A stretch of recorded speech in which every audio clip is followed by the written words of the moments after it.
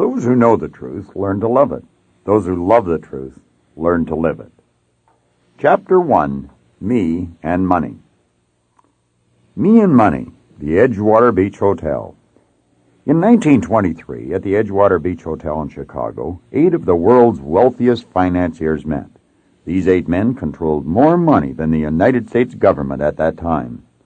They included the president of the largest independent steel company, the president of the largest gas company, the greatest wheat speculator, the president of the New York Stock Exchange, a member of the president's cabinet, the greatest bear on Wall Street, the head of the world's greatest monopoly, the president of the Bank of International Settlement. Certainly one would have to admit that a group of the world's most successful men was gathered in that place, at least men who had found the secret of earning money. Now let's see where these 8 men were 25 years later. The president of the largest independent steel company, Charles Schwab, lived on borrowed money for 5 years before he died bankrupt. The president of North America's largest gas company, Howard Hopson, went insane. The greatest wheat speculator, Arthur Cotton, died abroad insolvent. The president of the New York Stock Exchange, Richard Whitney, went to Sing Sing Penitentiary. A member of the president's cabinet, Albert Fall, was pardoned from prison so that he could die at home. The greatest bear on Wall Street, Jesse Livermore, died a suicide. The head of the greatest monopoly, Ivor Kruger, killed himself. The president of the Bank of International Settlement, Leon Fraser, also died a suicide. Each of these men learned well the art of earning money, but it would seem that not one of them had ever learned how to live the rich life, which was their birthright. It is stories like this one that have caused many well-meaning but ignorant people to say, "See, I told you it's not good to have a lot of money, it's bad." Or it just goes to show you that rich people really aren't happy. But of course, that is just not true. For although these 8 men would appear to have slid off the track, there are many wealthy people who are very happy and who do a tremendous amount of good with their money. They live healthy, well-balanced lives. Consider this. Money will have a greater influence on your life than almost any other commodity you can think of. Indeed, the sudden loss or acquisition of money will affect your attitude to a tremendous extent. Therefore, you must agree that everyone should have a deep understanding of exactly what money is and of the laws governing its attraction. Yet the sad fact is that not one person in 10 does. 95 people out of 100 settle for whatever they get, wishing they had more all the way from the cradle to the casket, never understanding that they could actually have had all they wanted. Let me digress for a moment. As you journey through this book, you might have a tendency to let your mind wander off, either thinking about someone you know who has earned a great deal of money, or possibly about someone who has gone into bankruptcy. But I want to suggest that you attempt to keep focusing only on yourself, because what someone else has or does not have is not going to affect you, and it is your financial situation that you want to improve. Money is important. One of the most prevalent misconceptions concerning money relates to its importance. For example, how many times have you heard people say in conversation, "Money isn't everything," or "Money isn't important," or "I don't care about money"? Well, the people who say these things might not care about money, but I'll bet you their car dealer cares about it, their grocer does, and so does the person who holds their mortgage. In truth, there can be no denial of the fact that money is important to any person living in a civilized society. Therefore, to argue that it is not as important as this or that is absurd, for nothing can take the place of money in the arena in which it is used. Money is a servant. Now that I have affirmed the importance of money, let me backtrack to add this one word of caution. Always remember money is a servant, and you are the master. Be very careful not to reverse that equation, because many people of high intelligence have already done so, to their great detriment. Unfortunately, many of these poor souls love money and use people, which violates one of the most basic laws governing true financial success.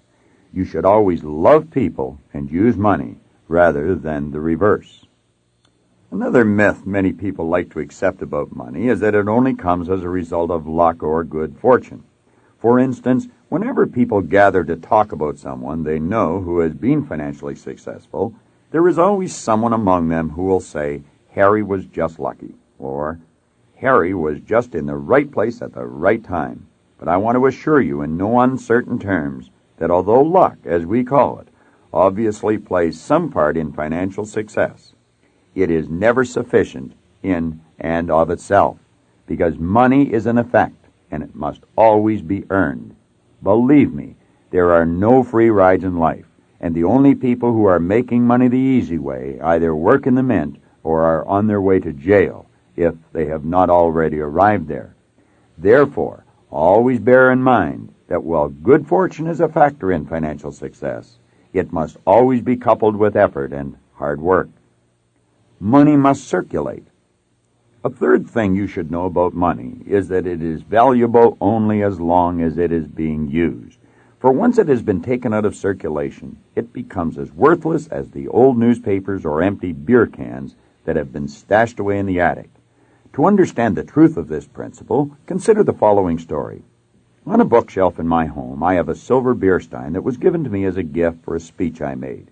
Now, whenever I go into my house, I take all of the change from my pockets and put it in the cup. Then when the cup is almost filled, I give it to one of my children or two young cousins. For each of them takes turns receiving the cup, and, of course, they eagerly anticipate their turn.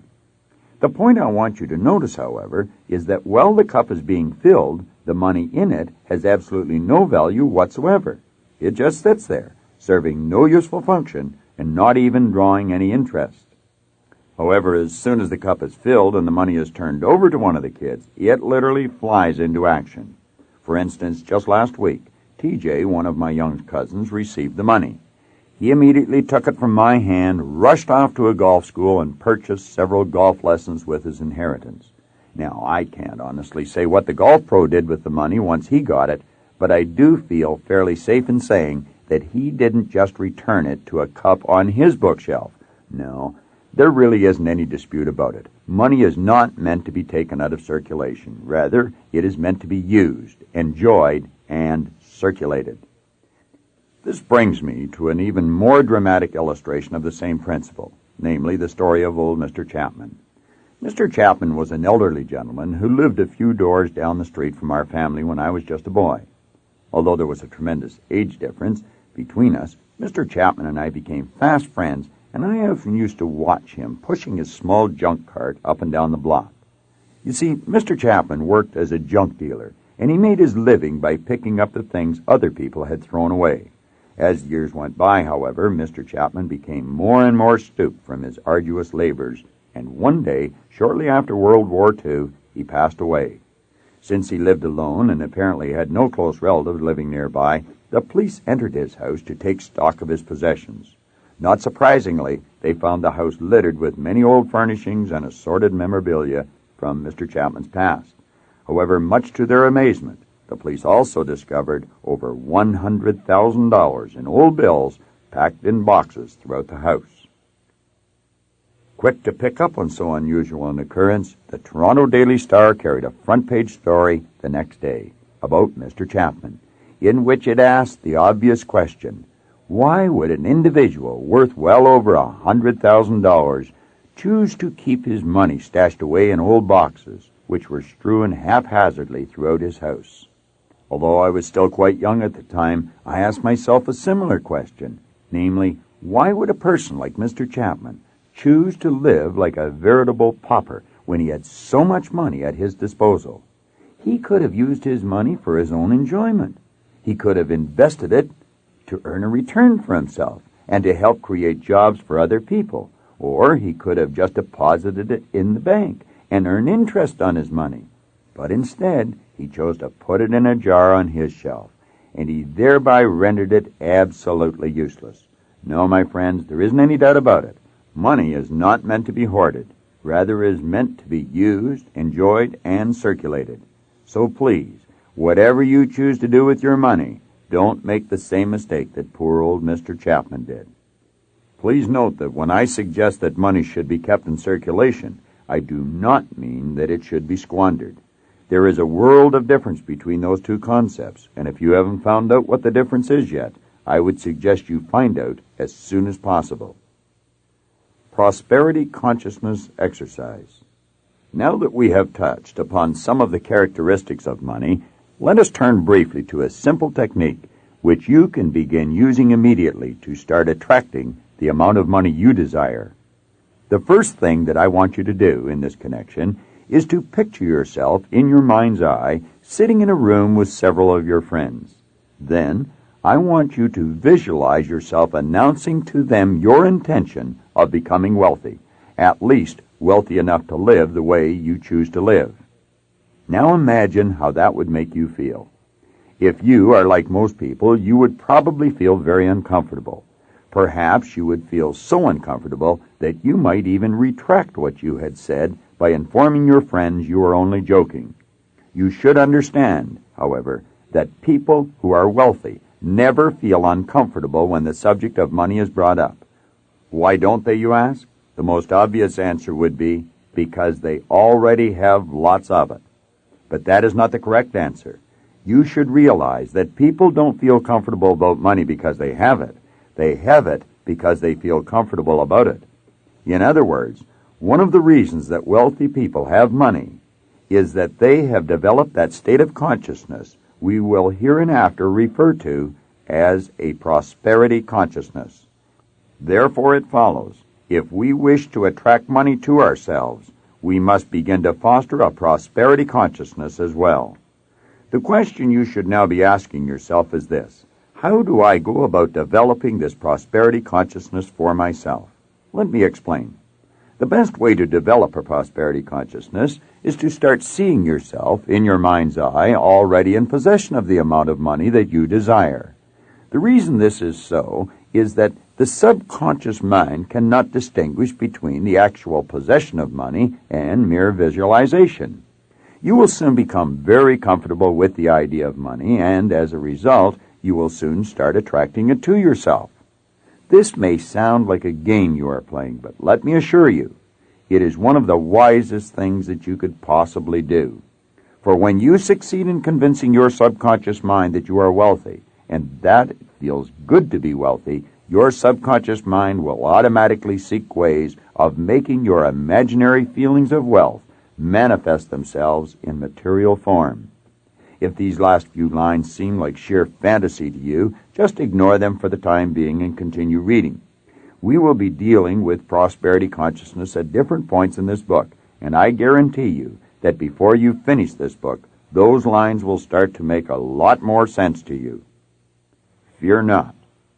Now that I have touched upon a technique which will help you acquire greater wealth, let me offer you this further word of warning. If you want to have money, one thing you should never do is worry about whether or not you will get the money you desire or whether you will keep it. Let me elaborate. In the Bible, Job, the great sufferer of biblical times, makes the following remark: "Behold, the thing I fear has come to visit upon me." Now stop and ask yourself, if you will, what those biblical words mean to those of us concerned about money today. Well, one thing they certainly mean is that if we insist upon constantly worrying about not having enough money, or if we habitually worry about losing the money we do have, then we are absolutely guaranteed not to worry in vain.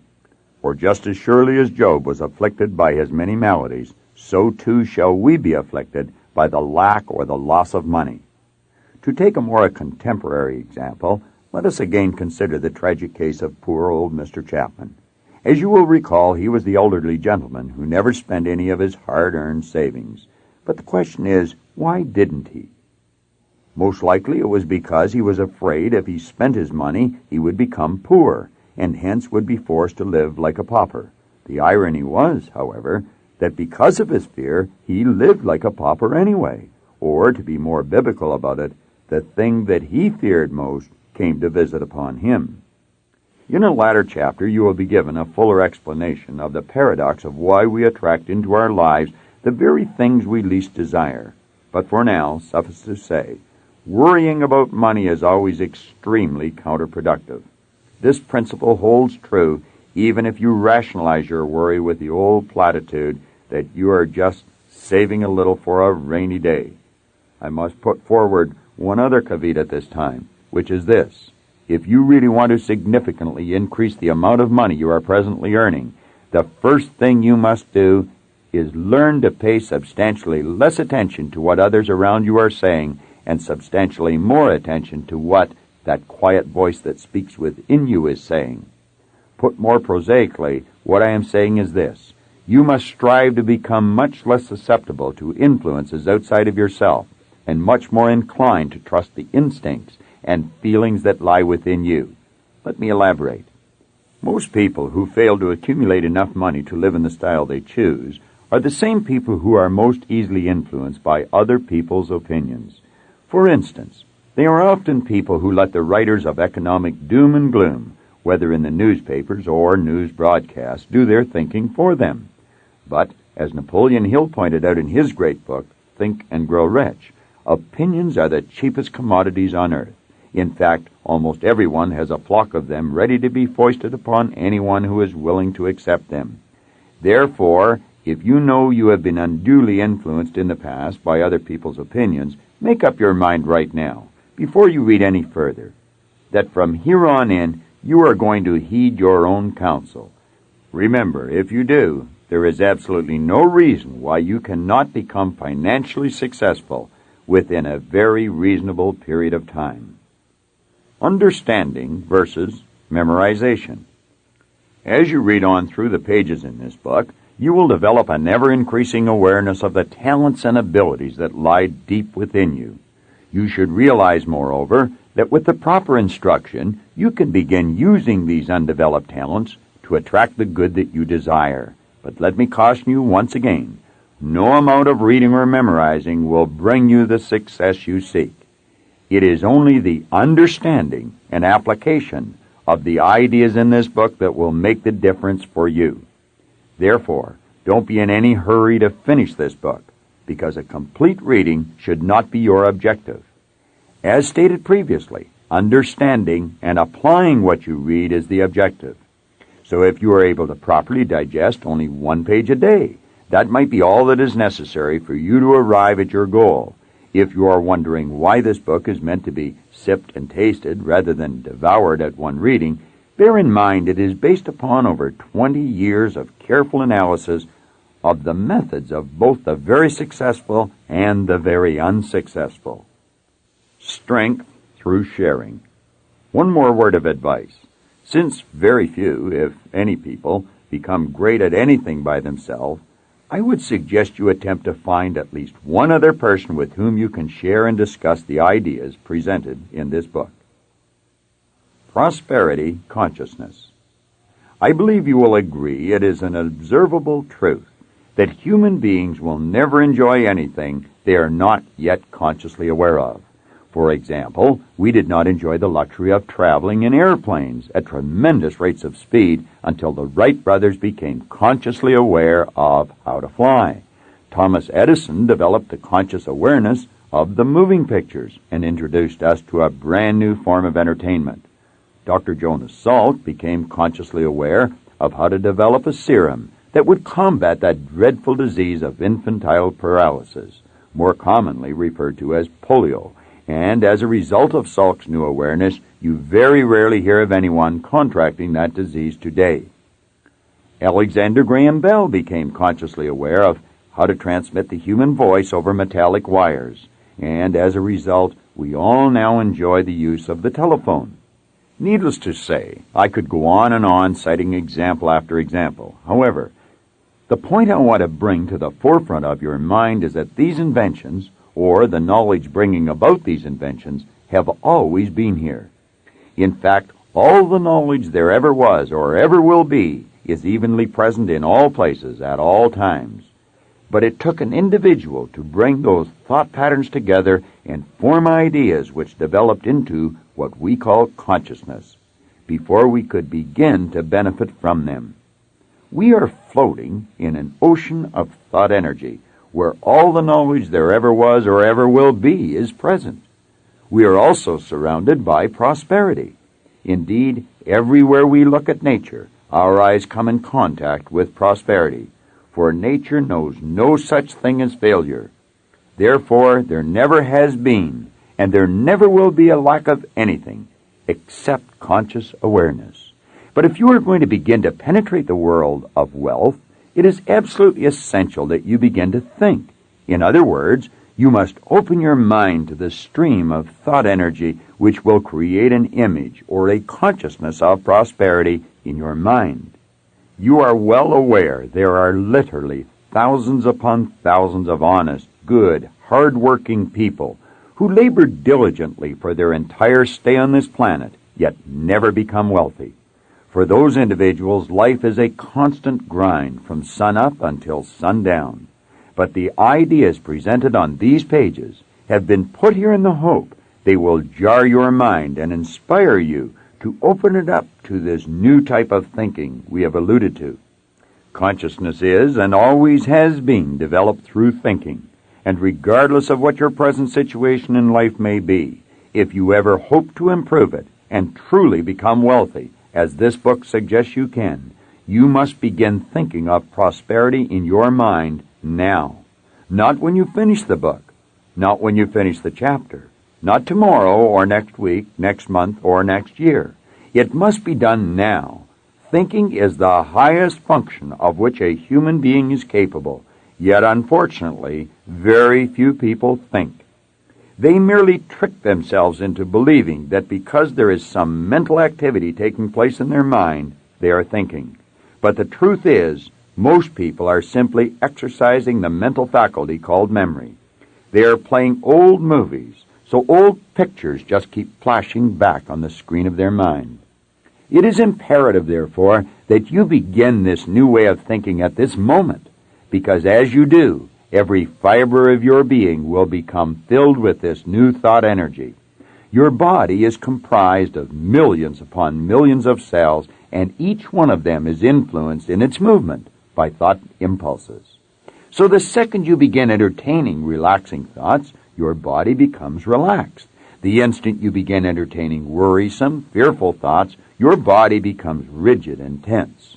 As you begin to hold thoughts of prosperity, and you begin thinking of yourself as a very wealthy, prosperous individual who is surrounded by an ocean of thought energy, who is swimming in a sea of plenty, your body and mind will instantly move into a prosperous vibration, and you will begin to attract, just like a magnet, everything necessary for you to become wealthy.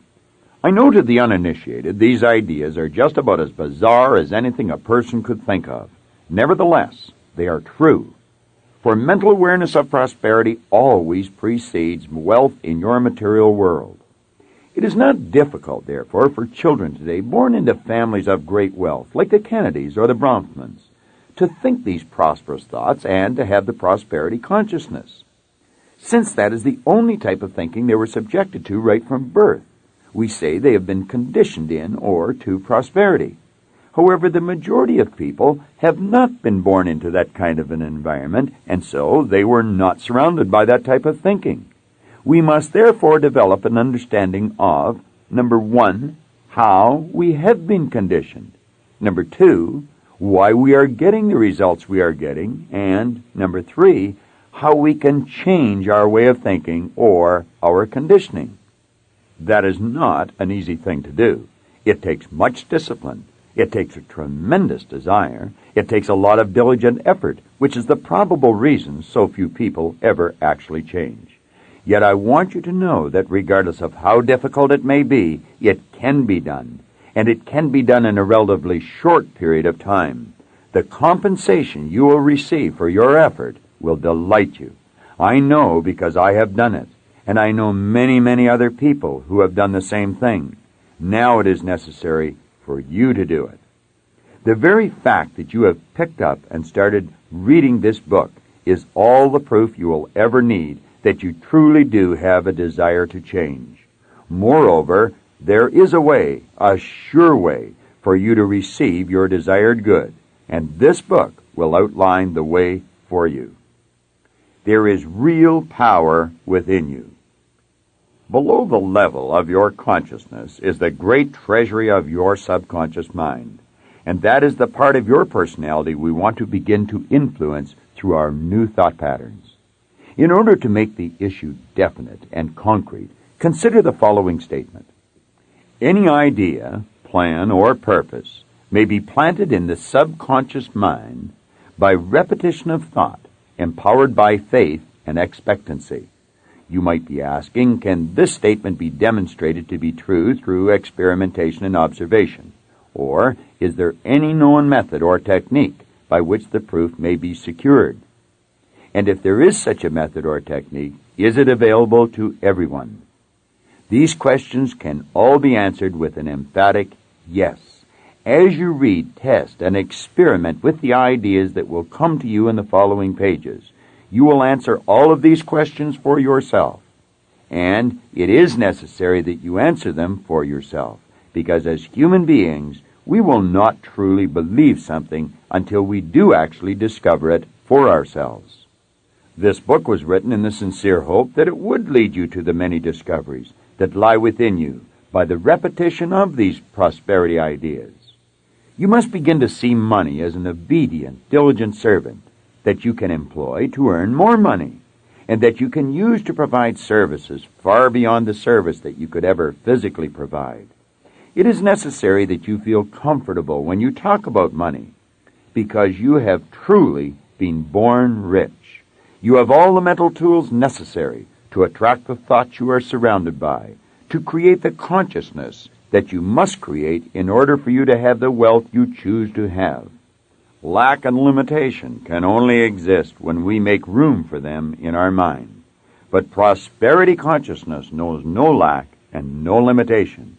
Resolve to completely remove the lid from your marvelous mind with respect to your own earning ability, and understand that the wealth you are seeking is, and always has been, seeking you in return. So open wide the doors of your conscious mind now and begin to receive it. Mental money. Begin immediately to play a mental game with yourself. Get into the habit of visualizing yourself in the possession of great wealth. Think of some of the things you would do with that money, and then mentally start doing them. Since your subconscious mind cannot tell the difference between actually doing something and visualizing yourself doing it, this exercise will very quickly help you to develop a prosperity consciousness. Remember, it is an absolute law of your being that you must have something mentally before you will ever have it physically. Understand also that everyone talks to themselves mentally. In fact, some people even do it out loud. Therefore, whenever you are carrying on your private conversation with yourself, always talk about how good it feels to be wealthy. Congratulate yourself on becoming wealthy, and hear others congratulating you as well. You should realize that all this might appear to be a game you are playing. You are doing one of the wisest things you could possibly do, for you are working from a higher to a lower potential. You are embarking on a program of self-development. You are about to learn that there is much more to yourself than meets the eye, and you must apprehend this hidden factor of your personality if you are ever to develop yourself properly. In truth, you will never see the greatest part of your being because it is non-physical in nature. In fact, you will soon become aware that you are constantly living simultaneously on three distinct planes of being. You are spiritual, you have an intellect, and you live in a physical body. To understand this abstraction better, you must keep in mind that you are living simultaneously on three distinct planes of existence. 1. The spiritual plane of thoughts, highest potential. 2. The intellectual plane of ideas, middle potential. 3. The physical plane of results, lowest potential. Therefore, by doing what I have suggested you do, you are merely using your divine nature to choose the thoughts. Example, money is good. I love people and I use money. Money is a servant. I am the master. Which will build an idea.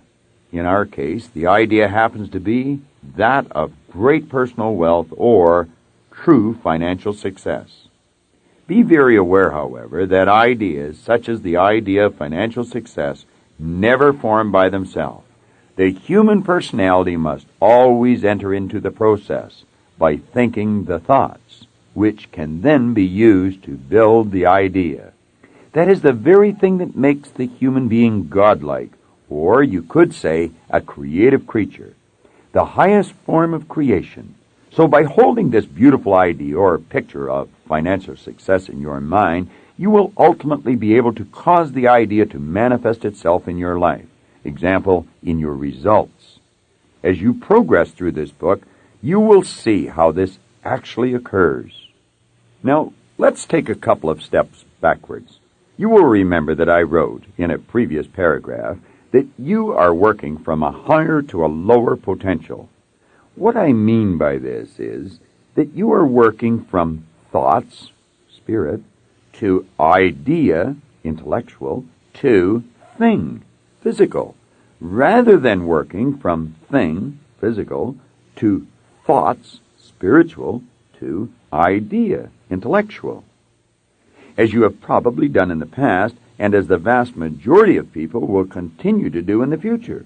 That is to say, most people will look at a result in their life and then let the result dictate the thoughts they will then use to build their idea. For example, if they see that their bank account is empty, a result, they will choose to think thoughts of lack or loss, and then they will use those thoughts to build the idea of poverty.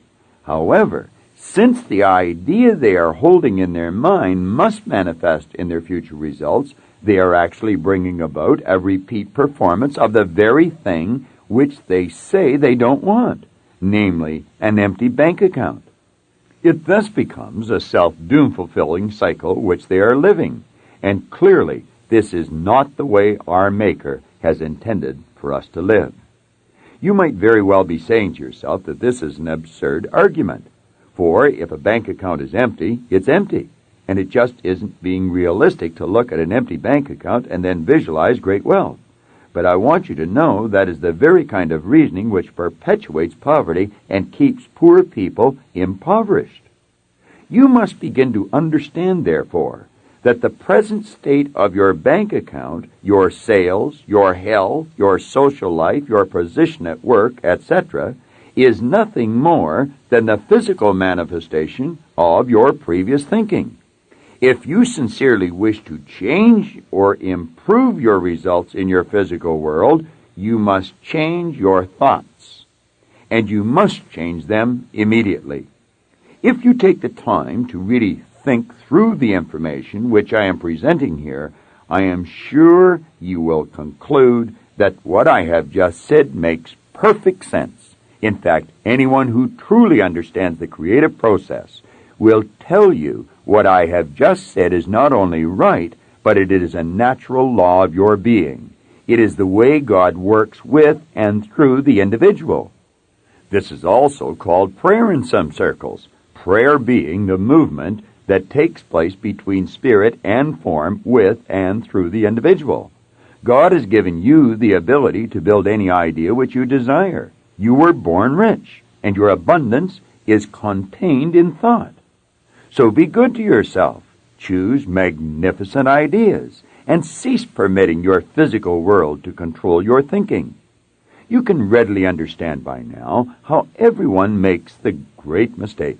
In Emerson's essay on self-reliance, he said, envy is ignorance. In other words, to look at another person's accomplishments or results and then to envy them is truly unwise. For those people first chose their thoughts in order to build the picture in their mind of the good that is now manifest in their life. And they chose those thoughts from the infinite source of supply which is available to all of us, you as well. That is what the great artist Vincent van Gogh meant when he was asked how he did such beautiful work. He said, I dream my painting, and then I paint my dream. In other words, he saw the picture in his mind first, and then he made a replica on canvas, in oil, of the original in his mind. In truth, there never has been an original Van Gogh sold. As I am writing this, I can see you reading it, and I can almost hear you thinking, that makes a lot of sense. Now I see. A few years ago, Mary Snyder from California sat in on one of my seminars with her husband Oscar. She gave me a quote by Lincoln, which I truly love and which I have shared with thousands of people. Lincoln said, "To believe in the things you can see and touch is no belief at all, but to believe in the unseen is a triumph and a blessing." Isn't that beautiful? Thanks again, Mary. Hopefully by now you understand the wisdom of some of these mental exercises I have been suggesting. So keep repeating, I am prosperous, I am wealthy, money is good. See yourself in your mind's eye doing what you will do when you have the manifestation of your new attitude or consciousness. Visualize this great wealth and feel yourself already in possession of it. Remember, though, money is the servant. You are the master. You love people and you use money. Before you continue on to the next chapter, reread this chapter, Me and Money, because rereading it will help you release that old idea about money, which caused an uncomfortable feeling whenever the subject of money was raised. Repeat to yourself several times each day, Me and Money, until you become totally aware of how good you feel thinking about wealth. Refrain from talking to a lot of people about this new idea concerning money until you have a firm grip on it yourself and feel confident about explaining what you have learned to others. Remember, hearing negative comments from people who do not understand the truth will not do you any good. If it does anything, it will only cause you to doubt yourself. This you must not permit to happen, because when you think about me and money, you want a beautiful picture to fly onto the screen of your mind. And a Spanish distiller, the good life is expensive. There's another way to live that doesn't cost as much, but it isn't any good. I hope you enjoyed this video. We put a lot of good information up here, and it causes everything in your life to get better. If you'd like us to notify you every time we put a new video up, hit subscribe and then turn on notifications. Check out all our videos, and we will notify you when we put a new one up.